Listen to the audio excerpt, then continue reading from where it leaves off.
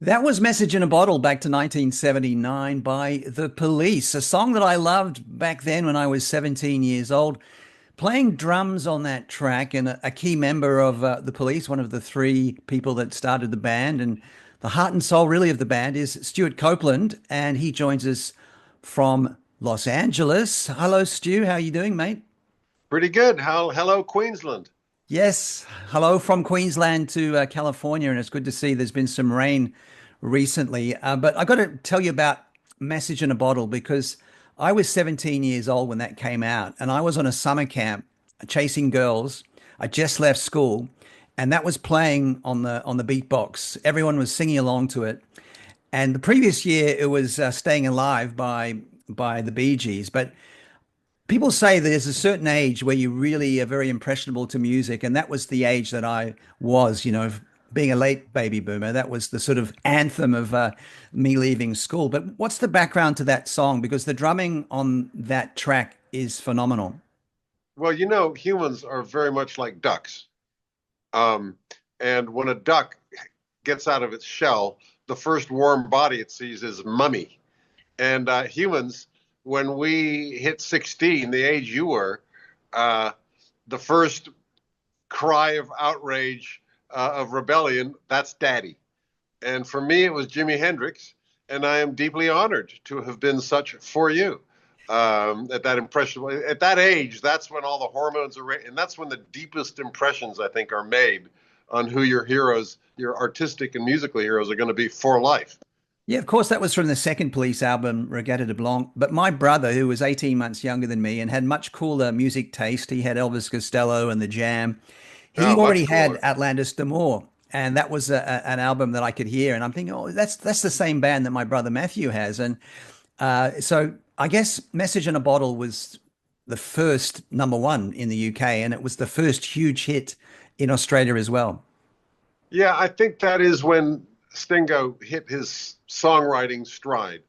And up until that point, when the Police first started with my crap fake punk songs, and we were getting nowhere, until Andy joined with his real command of the instrument and much wider musical vocabulary, then the light bulb went on in Sting's head. And I don't think even he realized that he had such a gift for a knack for writing hit pop songs. He considers himself to be a jazz musician at the time. But punk, with its verse, chorus, bridge, verse, chorus format, rammed the format that format down his throat. So he took his musical sophistication and applied the rules of pop music to it. And the result was at first Roxanne, Can't Stand Losing You, and a few others. But as I say, I think he really hit his stride with Message in a Bottle. Well, you mentioned Roxanne. Of course, that was the song that really announced yourselves to the world, particularly in Australia. It got to number 34 on the charts in Australia in 1978, number 12 in the UK. Tell us a bit of background about that, because I know it had a few different incarnations, didn't it, before you kind of really cracked it in terms of getting that success. Well, yes, Roxanne and Can't Stand Losing You and So Lonely. We were very fortunate. We had a great record company, but they were doing singles deals. We'll do you a deal for one single, and it came and sank without a trace. And then, well, let's try another one. Came and sank without a trace. And then I had just a weird happenstance by fluke.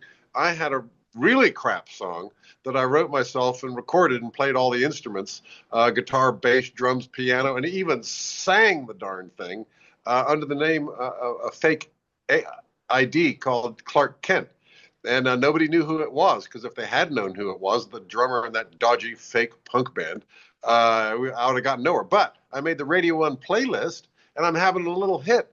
And so as a result of that, and we got on top of the pops. And in fact, I to this day like to remind good old Stingo that his first time on national TV was playing in Clark Kent back, because I didn't want to go on TV just myself. So I had a fake band. And there he was on TV playing my bass line, thank you very much, in a gorilla mask.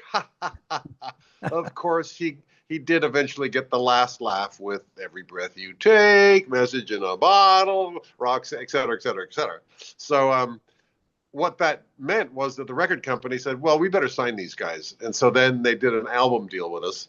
And they kept coming back to these singles. And finally, I think second or third time around, they got on the playlist, and we had the beginning of the rest of history. Well, Roxanne was a massive hit for the Police and really gave you a lot of momentum early on from the Atlantis d'Amour album in 1978. And as mentioned, it got to number 12 in the UK, number 34 in Australia. But managing someone like Sting, Stu, must have been challenging. And I've worked in media a long time. And when you're working with geniuses and brilliant people, it can be very, very difficult. And you were so important in bringing the band together and giving them direction. So, what were kind of your rules to manage Sting? Let him do his thing. I was on the phone booking shows, booking the truck, basically road managing the band. And Sting, you stay home and write more songs because, like I say, we started out with my crap fake punk songs, songs of utility. But every time he would come in with a song, oh, that's an upgrade. Let's play that. So I was quite happy for him to stay home. And we were very tight. We still are socially, even though we're completely birds of a different feather. Um, but I wouldn't say there were any rules. And if there were, I would have been too naive and gauche to have applied them with any skill. I just basically was fending. Okay, here's the rule. Keep talking.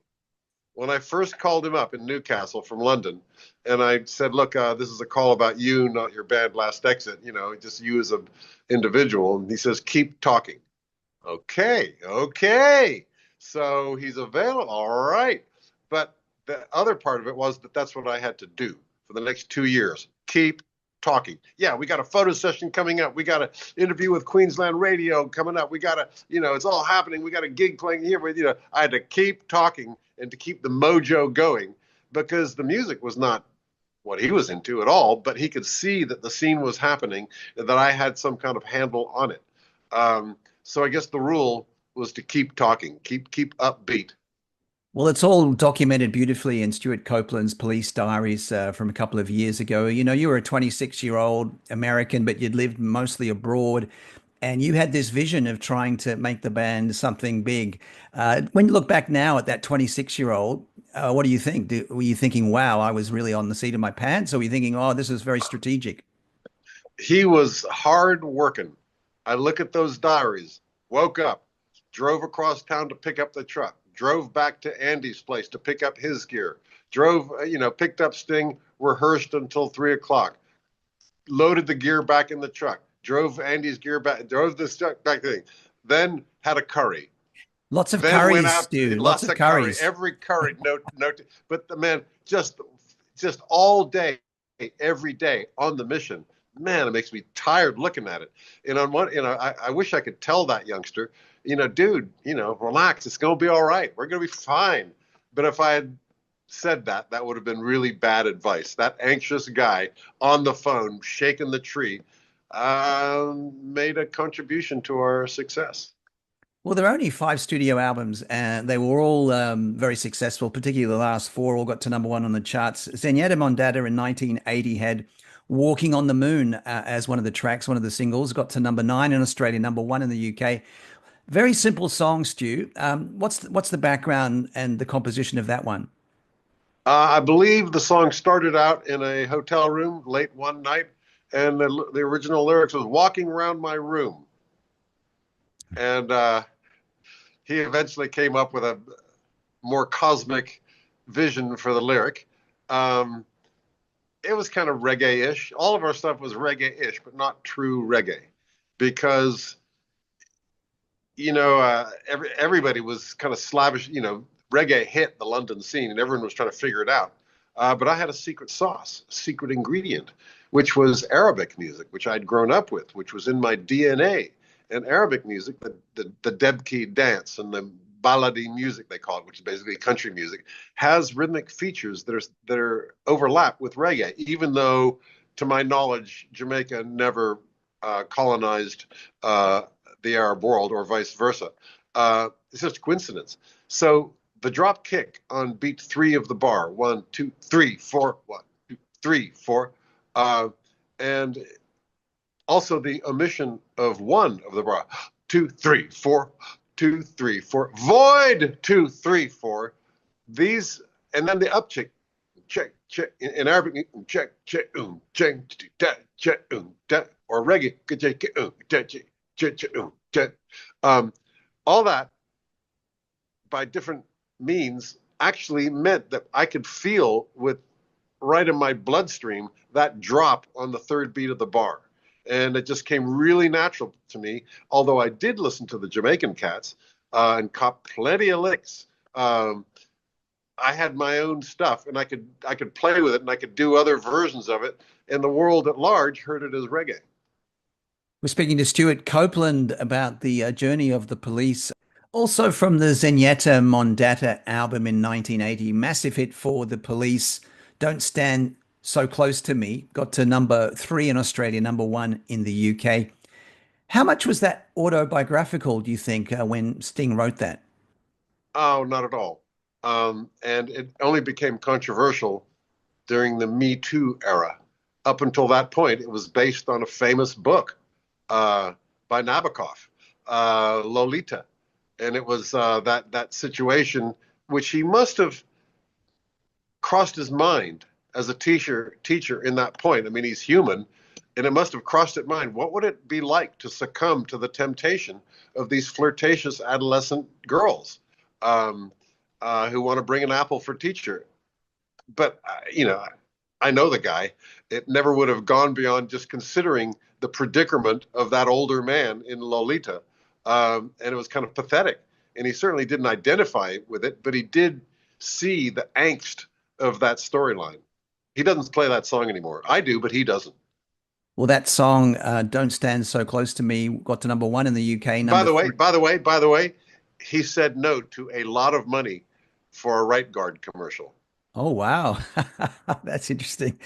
Well, that song got to number 1 in the UK, number 3 in Australia. We're speaking to Stu Copeland about the journey of the police.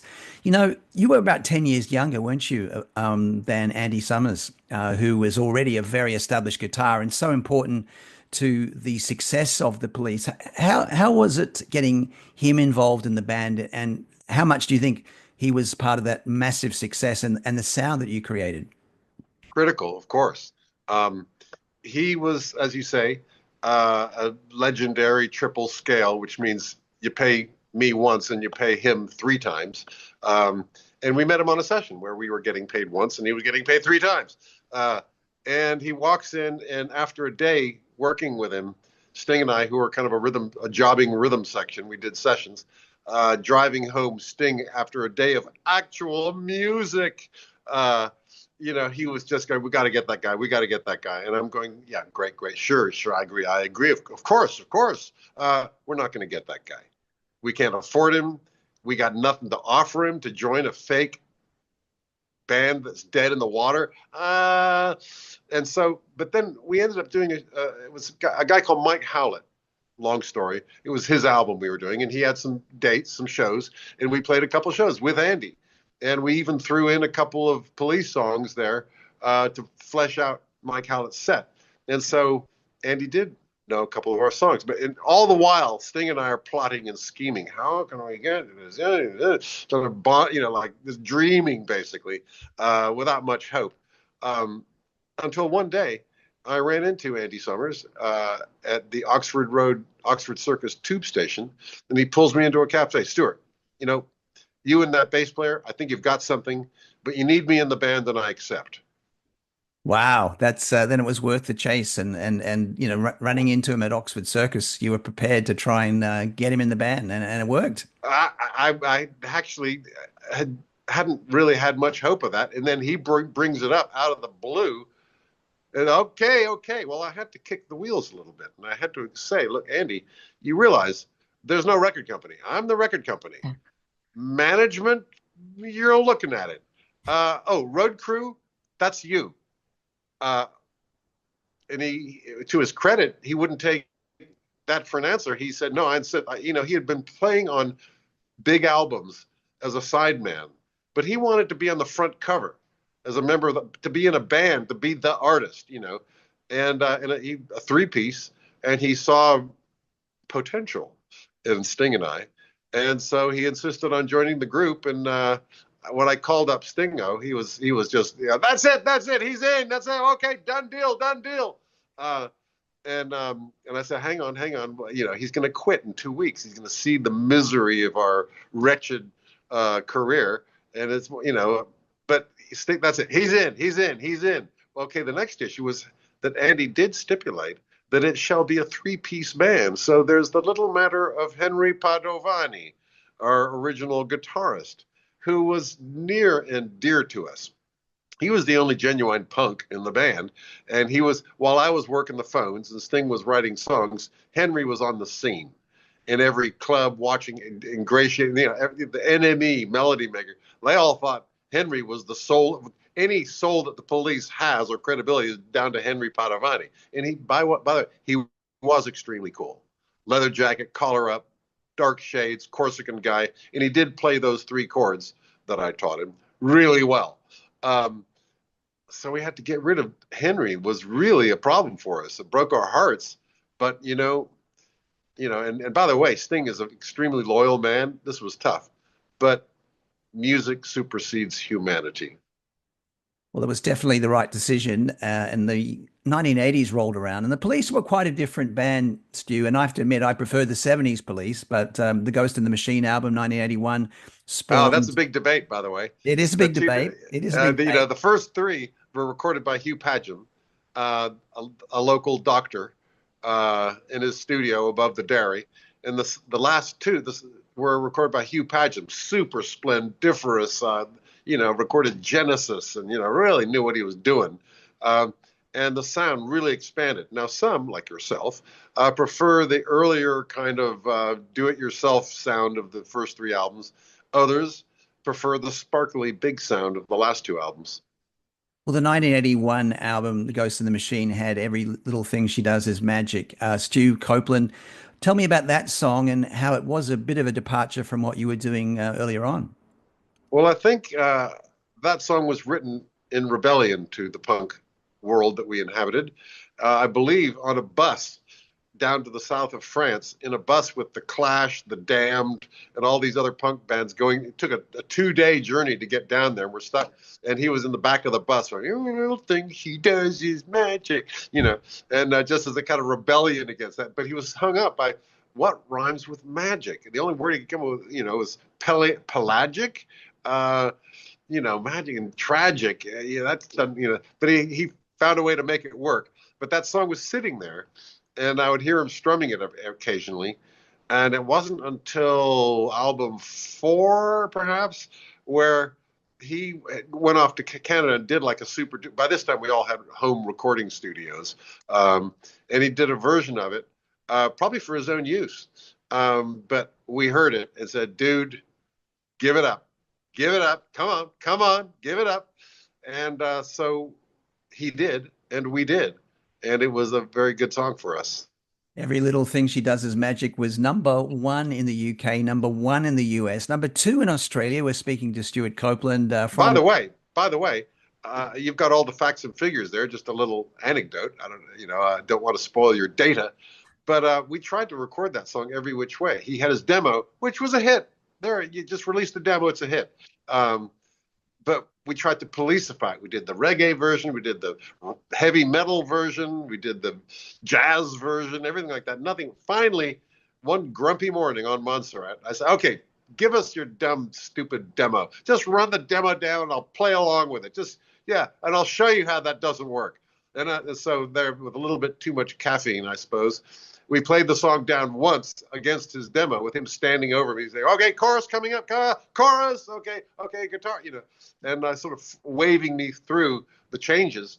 And I was all grumpy and bashed it out. And that's the take. That's the record. One take. And Every Little Thing She Does Is Magic. But most listeners might not understand right away that the drummer on that track was in a towering rage playing this beautiful little pop song. Stewart Copeland is our special guest today. We're talking about all the Police albums. Let's go to 1983, Synchronicity, which I guess at that time, there was a bit of tension within the band, Stu. How bad Oh, did it yes. get? Oh, real bad. It was hard enough was, the cracks started to appear in Zenyatta. Now, one must consider that old Stingo, there's this thing in bands called sanctity of the composer, which rock bands don't go with that too much. But by the time of Zenyatta, this guy had written several hits, and he was clearly the hit writer. And the place where that gift comes from is a certain obsessive relationship with the music, and he conceives of it thus, and it should be thus. Any deviation from the perfection in his mind is an insult to humanity, to art, to him. And I'm not very good at just playing along with, I'm a crap session drummer. I don't remember the arrangements. I've got no respect for the song. I don't listen to the lyrics. Couldn't give a rat's ass. I'm into the groove. Just play me a good groove and I'll bang something. Probably different every time. And so this became more and more difficult for the songwriter to deal with this uncontrollable band that wasn't playing it and executing his perfect vision. And I have sympathy for this. I write orchestral music now, which means I put every nuance on the page, and those guys play it just perfectly as according to the composer. Rock music doesn't work that way, and it just became more and more difficult. We get to Ghost in the Machine, and it was pretty tough. We did our best, but it was just hell for him it was hell for me when he would turn around and say, play this like that. I say, F off. Turn around, play your damn bass. I got this. And it was hell for him to just turn around with a simple request to the drummer in the band. Because, and by the way, he does kind of know what he's talking about. But that didn't help. In fact, the times when I really needed to throttle the life out of him is when he was right. Son of a bitch. And so this became more and more difficult. And by the last album, Synchronicity, we actually reached dead stop. We could not move forward. What are we going to do? I can't stand this. All I want is to get off this island. All I want is to not be next to you. And so we realized, we heard, well, George Martin, producer of the Beatles, he owned the studio and he had a big plantation right next door. And so we sent Andy out to go talk to George and see if he could come over and produce us and help us. And so Andy makes the trek, down into the valley, crosses the little creek, climbs the other hill, gets there, and Sir George Martin makes him a cup of tea and says, well, now, how's it going over there, lads? And he says, well, we have a problem. We can't record. We're stuck in the water. We're dead in the water. Can you please come and produce us? And Sir George, in his great wisdom, declined. Actually, I think you guys can handle this yourself. And Andy hears this sage advice. Really? Really? Oh my God. And so he climbs, down the valley, crosses the little creek, climbs back up to the studio. Guys. George, this is what he said. He said, I think you guys can do it. No. We all looked at him. Wow. George Martin said that we can. Okay. All right. Okay. What's that next track? Okay. Count me in. Okay. Sure. Fine. Whatever you say, Stingo. And so actually we got going again and we finished the album. That's amazing. Yes, I actually know the members of the Little River Now Band. that is a real great job of production right there. That's why he got knighted, I'm sure. I mean, Beatles, sure, that's cool. But that moment right there with the police was critical. What a story. Yes. And I know the Little River Band also recorded on that island with George Martin. I know a couple of the members, of course, an Australian band.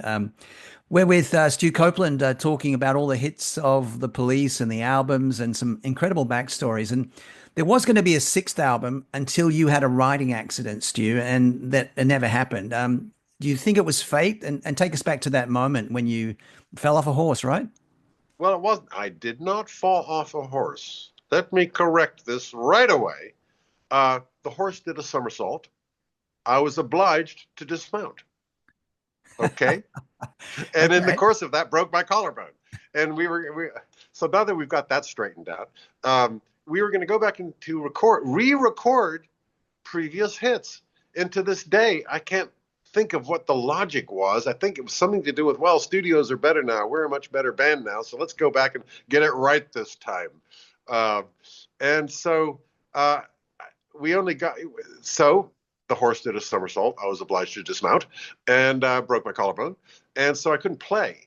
But I had my Australia invented Fairlight computer.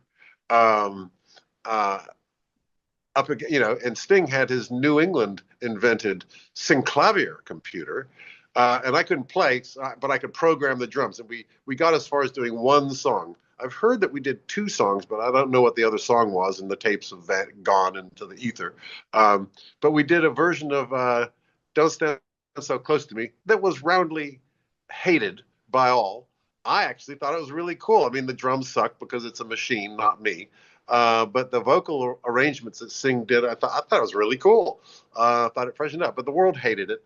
And that's as far as we got. And by the way, we had another 2 week screaming match over the mix, which was he would come in and he would replace my snare drum sample with his store-bought crap fatback sample, Sludge. And wait a minute, I got my sample of my goddamn snare drum. It's my instrument. I shall, and we're arguing about which sample the machine will play. Kind of pointless. Anyhow, we argued about that for 2 weeks until finally we agreed to be at the mix at the same time as each other, and finished the record. And finally, the day we're back in, he shows up in the studio, and he says, and he presents me. He's got a rose. This is for you, Stewart. And I'm just sniffing the rose, and he pulls out a switchblade. Flick! Don't fuck up, Copeland. Well, I love these stories, Stu Copeland. We really appreciate you joining us. You have so many fans in Queensland and across Australia. Final word about your reflections now, a few decades later, on those roller coaster years with the police. They were kind of perfect. Neat. 8 years. Then 2 years of reunion tour decades later. But it was kind of neat and tidy. We struggled. We grew. Every album was bigger than the previous one. We got higher and higher and higher. Eventually, we're playing stadiums across the lands. But we realized that just the artistic friction was too difficult. Meanwhile, I was scoring movies. I was scoring a movie with Francis Coppola. And I get out of police world, this horrible, it's like a Prada suit made out of razor blades. And I go over there and I'm making music and just enjoying the experience of working with Francis Coppola. And man, I could see my life ahead. And Sting was getting into acting, and Andy was getting into his photography. And we realized the only way that we could pursue any of these other dreams was to kill the golden goose and tell the record company and management, because we were the only three people who thought this would be a good idea to disband the group. Everybody else thought that was a terrible idea. But we had to be convincing. We had to melt down the cage and eat the golden goose so that we could be free. Well, Stu Copeland, it's a real pleasure talking to you. I love the stories. You're looking great, and thank you for sharing incredible insights into one of the world's top bands, and we really appreciate it. Oh, well, thanks for listening.